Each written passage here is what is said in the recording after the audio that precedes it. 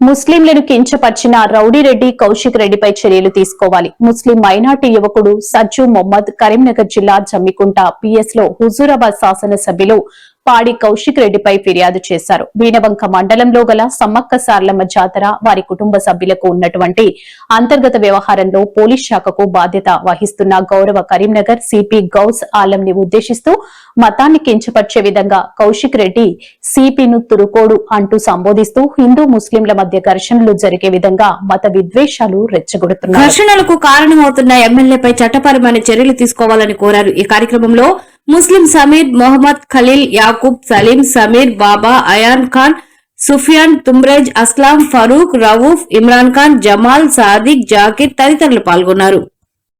ఫిర్యాదు చేయడం జరిగింది. స్థానిక ముస్లింలంతా కలిసి రౌడీరెడ్డి కౌశిక్ రెడ్డి యావత్ తెలంగాణలో ఒక ఎమ్మెల్యే ఏ విధంగా ఉండాలో ఆ విధంగా ఉండకుండా ఏ విధంగా అయితే వేడివేడి పెనం పైన కోడి ఏ విధంగా ఎగురుతుందో ఆ విధంగా అచ్చోసిన ఆంబోతులాగా ఎగురుతూ ముస్లింలపైన కించపరిచే విధంగా మాట్లాడడం సరికాదు. మేము ముస్లింలంతా కూడా నిన్ను రోడ్లపైన తిరగకుండా చేస్తామని చెప్పేసి సందర్భంగా హెచ్చరిస్తూ ఉన్నాం. మీరు సమ్మక్క సారక్క జాతరలో మీ కుటుంబ వ్యవహారాలు ఏవైతే ఉన్నాయో వాటిపైన మీరు చేయాల్సిన పనులను మీరు మీ అంతర్గత గొడవలను ముస్లింలు ఎందుకు లాగుతున్నారని చెప్పేసి సందర్భంగా మిమ్మల్ని డిమాండ్ చేస్తూ ఉన్నాము.